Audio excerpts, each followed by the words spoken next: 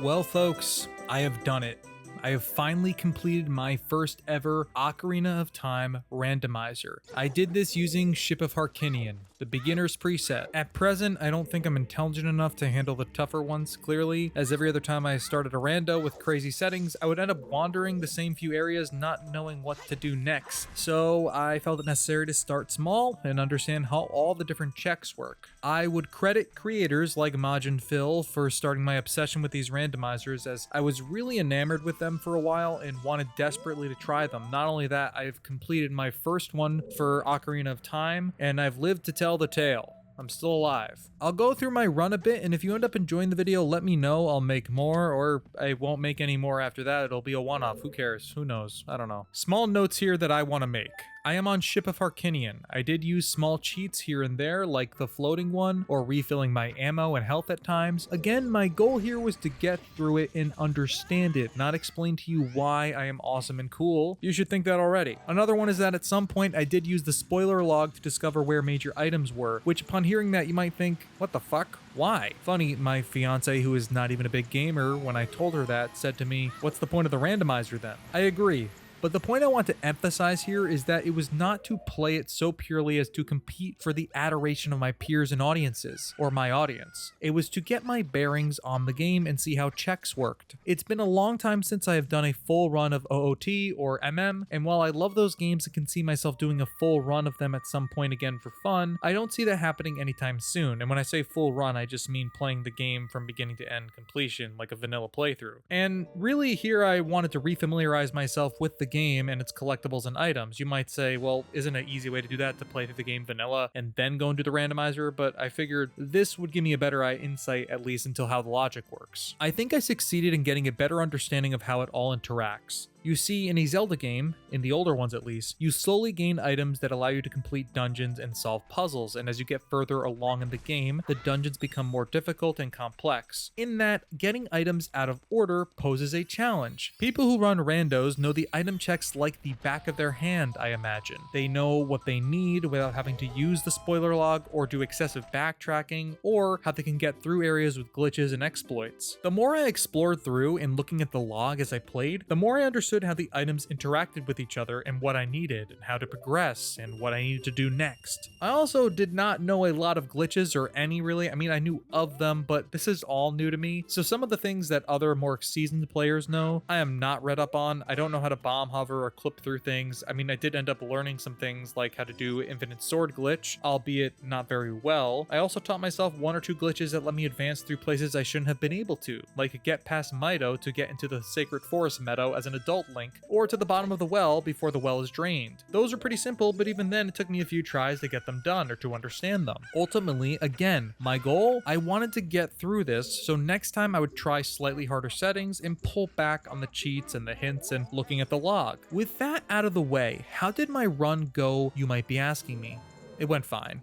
I started as a child Link. I had nothing but a fairy ocarina, the Prelude of Light, a fishing rod, and Zelda's letter. I also had all of the ocarina button prompts, which is a fun mechanic to interact with when you don't have them, but it does make your run infinitely harder, so having them all in the beginner settings was good. I had the Kokiri sword, so we were in good shape. Sometimes when you start randos, if you don't know, you may not have a weapon, and it can really stall a run or slow it down in the beginning, especially if you're like me, just trying to get your bearings. Oh, and I also had a wallet. Yeah, you can sometimes start without a wallet, which is also fun, but when you find game-winning items in the shop or just helpful items like a shield, it can get a little spooky there. I was able to buy a Deku shield. Navi was kind enough to give me this hint early on about the bowling alley, or the Bombchu bowling alley, only having 2 items that were worth it. Otherwise, I made my way through the first checking the various houses for items and what have you. When I opened this one chest here and got the hover boots is when I realized I don't have the chest reflects item content setting on, which is helpful for you on a run to know which chests or containers are worth checking or opening. I got hover boots, then I got Bombchus, and some extra hearts and money, but nothing else really worth noting. I did go to Kakariko Village, but nothing here was really available for me at the moment, so I moved on to the Death Mountain Trail, then off to Goron City. I picked up Deku sticks at some point, and I think, again, not knowing what else to do, I ended up warping to the Temple of Time, got some hints about where the Spirit Stones were, then grabbed the Master Sword as the Temple of Time was open. So I have the Master Sword now, and even then the Master Sword check was Song of Time. Ocarina of Time is Epona's song. Here's where things are interesting. In the vanilla game, when you get all 3 spiritual stones, Zelda is forced to flee the castle one night to escape from Ganondorf. She dropped the Ocarina of Time in that moat that surrounds Hyrule, which poses a dilemma. Not one that could stop the run, but one that makes you realize how some of the item checks work. If I wanted Epona song, I needed to get all 3 spirit stones. I could ignore that and say, it'll be slower, but do I need Epona? No, but say, hey, maybe a critical item is locked behind the frog minigame in Sora River, and the only songs that work are the ones that are unrelated to warp songs, then I need that song. But we're still early on. I didn't check the spoiler log yet at this point, so I just kept playing for a bit, but that's something I realized later. Small little funny thing too is that I had the ageless item setting on, which lets child or adult Link use whatever items, and seeing adult Link use an invisible Deku's shield, or Link having a child hand for the slingshot or an adult hand for the hook shot is pretty funny. For me, the next step in the run, and really in any run, is to decide where you want to start. I found myself wandering for a bit, not sure where to do that, before I just opted to go to the Deku tree and see how far I could get along in this dungeon with the items I already had on me. I was able to complete the dungeon actually, and I got to the end and got the spirit medallion. I then went to Dodongo's cavern. What was the item that was sitting right atop it? But the hook shot, a game-winning type of item if I ever saw one. Ultimately, I was not able to complete this dungeon right away, so I left for greener pastures. So if you're keeping up and even take a quick look at my item tracker here, we do not have a lot that will help us progress the game or the run any quicker, but some basic items, Deku nuts, bombs, bomb shoes, 2 medallions, some heart containers, the hover boots, and some shields and weapons. Visiting Lon Lon Ranch got me the slingshot and Nocturne of Shadow, and while I was glad to have fulfilled some checks, these were not going to make my time any easier, though I was afforded the slingshot, which meant that some more checks would be available in Dodongo's cavern, like the silver scale. Would that help me with other checks? I didn't know at the time. However, we were able to beat King Dodongo, who gave us the water medallion. We were chugging along here. There's a good portion here where not much happened again, and that's a result of me being fucking stupid and not really knowing this game inside and out like a randomizer requires. I did eventually perform the Mito skip, which lets you get past him as an adult without playing Saria's song. When I got to the Sacred Forest Meadow, I was greeted with Zelda's Lullaby, which unlocked all of the Great Fairy Fountain checks for us. So big win there. The hilarious thing here is that I wasn't able to get all the way through the Forest Temple on the first go around here, and ended up seeing how it would go if I just went and raced a Dampe, I guess. Usually he has the hook shot, I think, but he only had a gold rupee, which would have been helpful if I didn't already have a full wallet. It led me back to the windmill, which let me go get the Goron bracelet, which I guess is helpful, but at this point in the run, it was kind of irrelevant to me. I did get Saria's song, which again would have been helpful earlier, but if anything, it gives me another song for the frog minigame at some point, so it's hard to be too mad. I was just happy to be making progress. Once I broke the Sacred Covenant and opened the spoiler log, I was able to wrap my mind around some of the other checks I was missing. That's when I started to really feel good about my progress through the rando. I mean, of course you can say, Ryan, where's the fun in the rando if you know where everything is? The fun for me was understanding how all the items worked with each other and how the randomizer logic works to make sure the game is beatable. The more you play these, the more you understand how that all works, and each subsequent run is more innocent and fun as a result. And I use innocent in the sense that I'm not going to be cheating as much, or at all. I'm going to skip past some stuff here because there is still a lot of me just trying to sort things out until I hit the Forest Temple in earnest. That's when I realized I needed some help, because you see these paintings of the different colored Poes on the wall can only be hit with arrows, and seeing as I only have a slingshot, it meant I couldn't fully progress the dungeon. So for me, this is where, if I remember correctly, I started to go over the spoiler log to progress more quickly through the seed. Something you can't really do, I learned, is use the no clip cheat or floating cheat to get around certain areas. No clip through a boss door, no problem. It loads a new area. No clip through a small key door, floating upwards into an area, it doesn't work.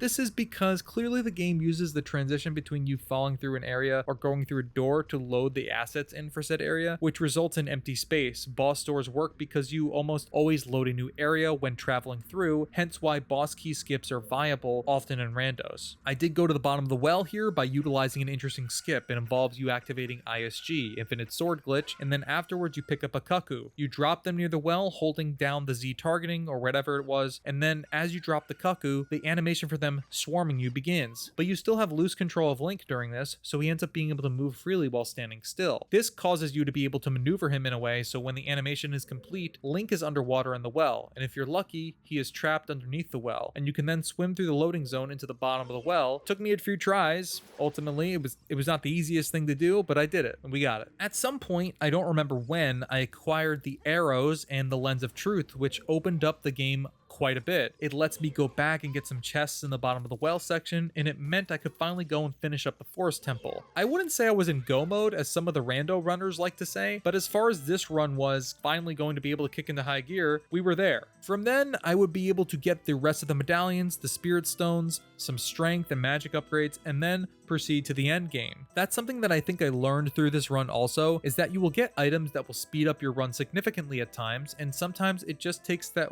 one item that completely unlocks the seed and lets you quickly grab everything you were missing. Anyway, I slayed Phantom Ganon and got the Shadow Medallion, got the Mirror Shield from the Bombchu Bowling Alley, and we headed back to the Spirit Temple. I fought Twin Rova in Glorious 4K, after which got the Claim Check and the Light Medallion. We were closing in. I got the Fire Medallion and then the rest of the Spirit Stones, which allowed me to get their Light Arrows. I had the Big Goron Sword, everything else I needed to say. We are officially ready to finish this. I headed over to Ganondorf's castle, and I began the endgame run. And I'll be real with you, the reason you're not seeing any of that on screen as I talk about it is because I didn't record it. Sometimes you gotta make choices on what you record and whatnot if you don't have 6,000 terabytes of space available, but regardless, we made it. Victory was in my grasp. I legitimately couldn't believe I was going to beat my first ever Zelda randomizer. I understand that this was done with compromise on my end in terms of how I conducted myself going about completing it, but as I have said repeatedly, I wanted this to be a lesson in how to do the randomizer more than doing it completely above board. As you can see, I didn't have every item unlocked or all the upgrades, but just enough to beat the game.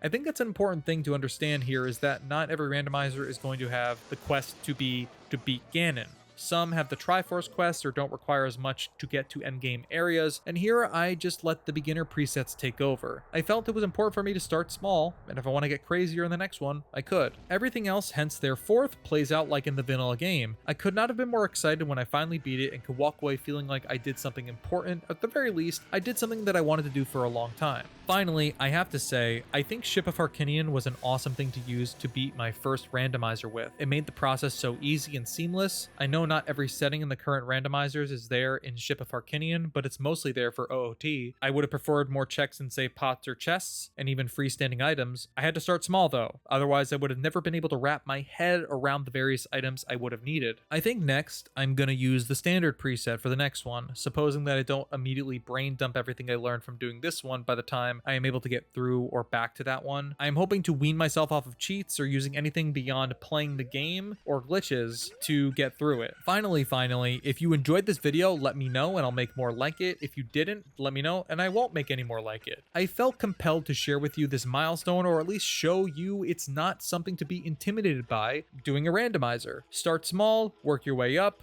understand a bit about how logic works, and learn some glitches, and you're doing really well. Until next time, this has been fun to talk about and put together for you, so thanks for watching, and I'll see you soon. Not literally, of course, but you knew what I meant.